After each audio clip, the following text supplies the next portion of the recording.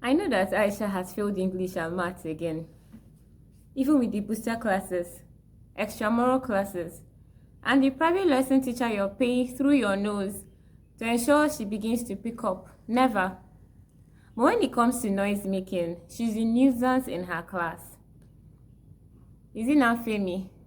Femi's note is never complete, but every sheet of paper in class has Femi's drawing on it. Let's not talk about Nonso that shuts down the moment a teacher walks into his class. But he's a sports mogul of his school. That's when he comes alive. Then Ify, that at age 7 still can't spell her name, but somehow seems to be the queen bee of our class.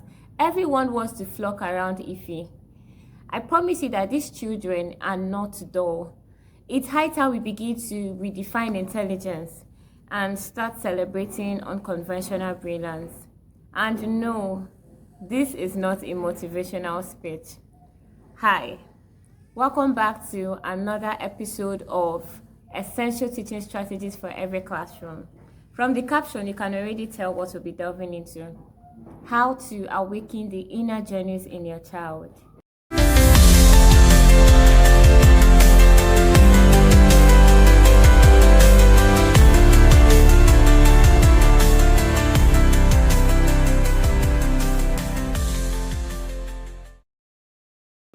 So let me start by telling us this short story. In the small town of Abuja, Nigeria, a renowned chef, let's call this Chef Amaka, owns a popular restaurant where she serves traditional dishes, but with a modern twist. One day, she discovered that she was missing several key ingredients, which was baffling. It had never happened. And she contacted her suppliers. They claimed that they already sent out the ingredient that should have arrived days ago. But there she was, no ingredient. She couldn't make her signature dishes. And then she was running the risk of disappointing her clients. So she decided to take a step back and reflect. She was asking herself introspective questions. Could there have been a mistake in the delivery process? Maybe one of our team members forgot to restock the ingredient, or maybe there's a possibility of theft. But then during the reflection, she discovered that she had hired a new staff recently who was even complaining about the workload. So she called in this staff, talked about it, and then found out that indeed the staff forgot to restock the ingredients. However, there was more to this story. This staff had continuously complained about the disorganization in the kitchen, right?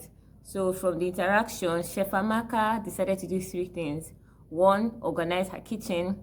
2, implement an effective inventory management system. And then finally, trained her staff. Now, Chef Amaka is doing well, making more money and becoming more popular. Now, obviously, to the layman, Chef Amaka found the solution. But does it occur to you that there could have been different approaches to this? So let's begin to pay attention to the nuances in this short story. Chef Amaka could have decided to go on an outpost, blame her team, sack them, or even maybe forcibly accuse her suppliers of not delivering her orders, right? There could have been different ways, and maybe in the course of all this, run down her business, become financially bankrupt.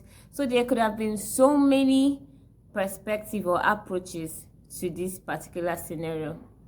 But then this brings us to the theory of multiple intelligence. And this says that intelligence is not just a general ability, right? It's not just the intellectual capacity of an individual. There are different facets to intelligence. So in a nutshell, intelligence is multifaceted. So let's look at Chef Amaka. She displayed two types of intelligence in this short story. First off, logical or mathematical intelligence. She was able to reason, reflect, think over it. She was able to pipe down on her emotions and effectively and critically think about the whole scenario. And secondly, interpersonal intelligence. I'm sure she must have spoken politely to the new staff she hired, right? Now let's look at Aisha, that is a talkative but continuously fails English and maths. What does that tell you? She has verbal intelligence and she's going to make a good lawyer or a journalist or even a teacher. Let's look at Femi. Femi would make a good artist, a good sculptor, right? He may not copy notes, but he's sure good with drawing. Or is he now not so? Not so obvious he's going to make a good athlete, right? He's good in sports.